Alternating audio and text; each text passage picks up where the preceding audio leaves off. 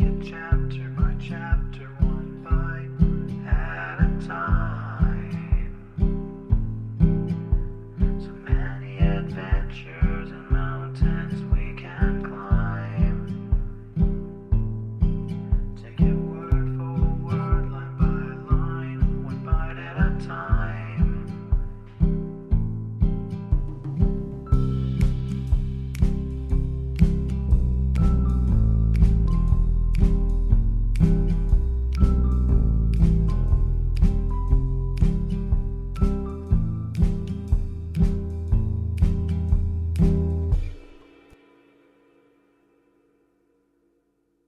Welcome to Bite at a Time Books, where we read you your favorite classics one bite at a time. My name is Bree Carlile, and I love to read, and wanted to share my passion with listeners like you. If you want to know what's coming next and vote on upcoming books, sign up for our newsletter at biteatatimebooks.com. You'll also find our new t-shirts in the shop, including podcast shirts and quote shirts from your favorite classic novels. Be sure to follow my show on your favorite podcast platform so you get all the new episodes. You can find most of our links in the show notes. But also our website, biteatatimebooks.com, includes all of the links for our show, including to our Patreon to support the show, and YouTube, where we have special behind the narration of the episodes. We're part of the Bite at a Time Books Productions Network. If you'd also like to hear what inspired your favorite classic authors to write their novels, and what was going on in the world at the time, check out the Bite at a Time Books Behind the Story podcast, wherever you listen to podcasts. Please note, while we try to keep the text as close to the original as possible, some words have been changed to honor the marginalized communities who've identified the words as harmful, and to stay in alignment with Bite at a Time Books' brand values. Today we'll be continuing Adventures of Huckleberry Finn by Mark Twain. Chapter 9. I wanted to go and look at a place right about the middle of the island that I'd found when I was exploring.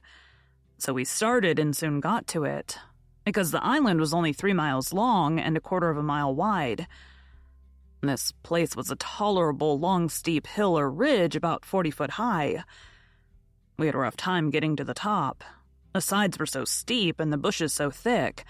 We tramped and clumb all over it, and by found a good big cavern in the rock, most up to the top on the side towards Illinois.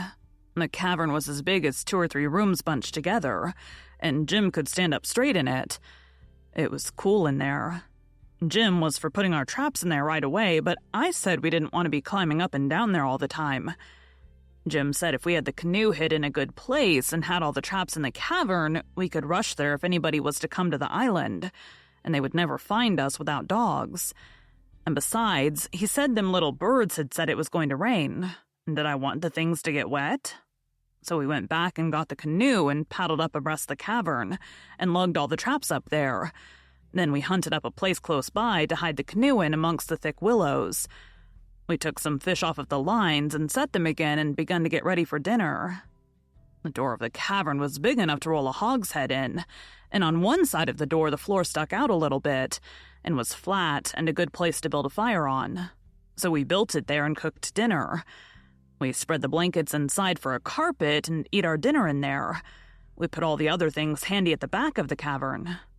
Pretty soon it darkened up and begun to thunder and lighten, so the birds was right about it. Directly it begun to rain, and it rained like all fury, too. And I never see the wind blow so. It was one of these regular summer storms. It would get so dark that it looked all blue-black outside and lovely, and the rain would thrash along by so thick that the trees off a little ways looked dim and spiderwebby, and here would come a blast of wind that would bend the trees down and turn up the pale underside of the leaves, and then a perfect ripper of a gust would follow along and set the branches to tossing their arms as if they was just wild.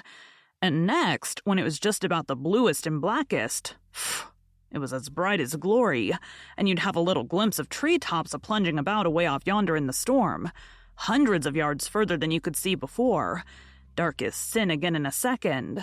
And now you'd hear the thunder let go with an awful crash, and then go rumbling, grumbling, tumbling down the sky towards the underside of the world, like rolling empty barrels downstairs, where it's long stairs and they bounce a good deal, you know. Jim, "This is nice," I says. "I wouldn't want to be nowhere else but here. Pass me along another hunk of fish and some hot cornbread." "Well, you wouldn't have been here if I hadn't have been for Jim.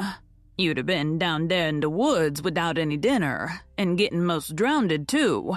That you would, honey.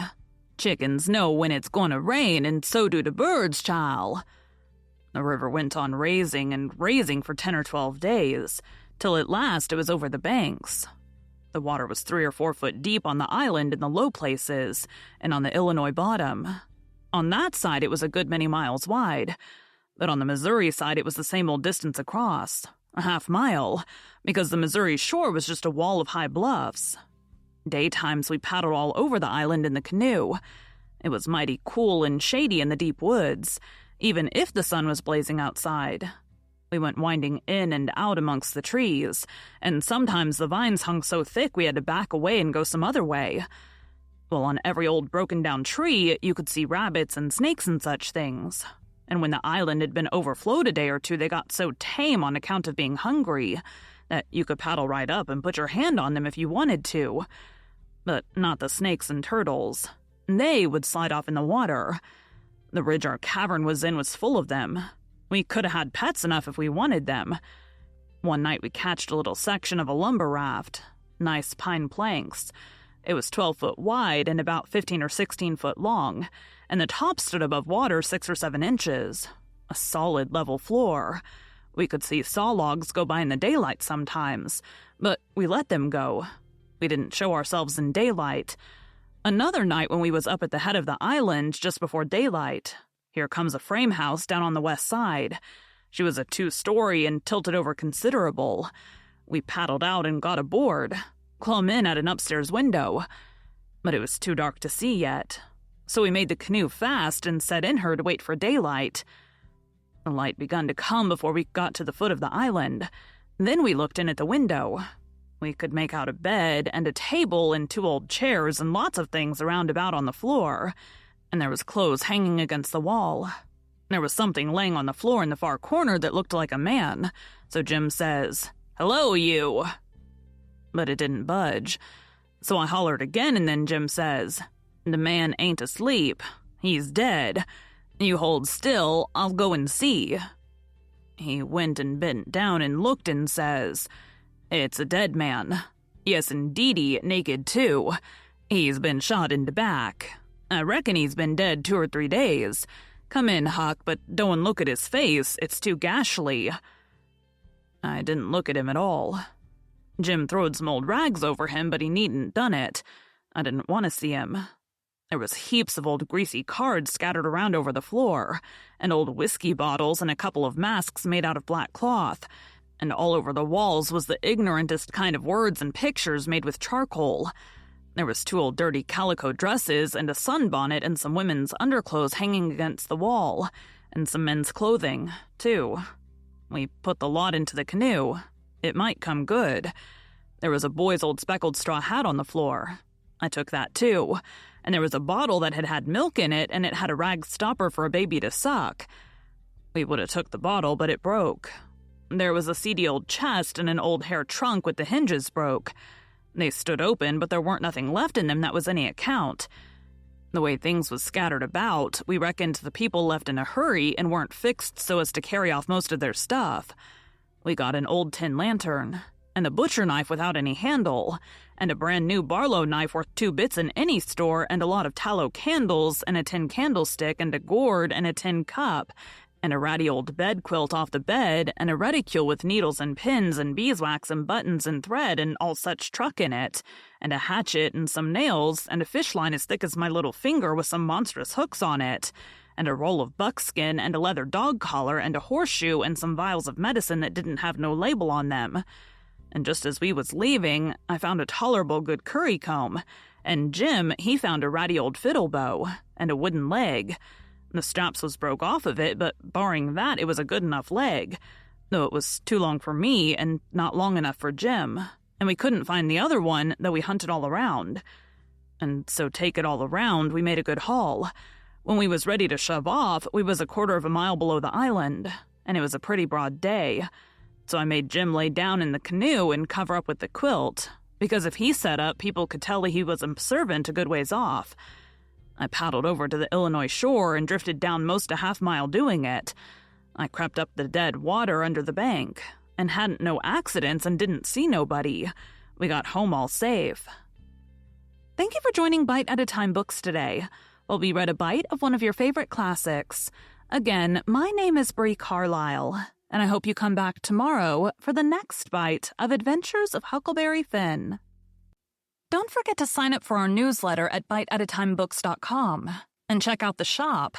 You can check out the show notes or our website, biteatatimebooks.com, for the rest of the links for our show. We'd love to hear from you on social media as well.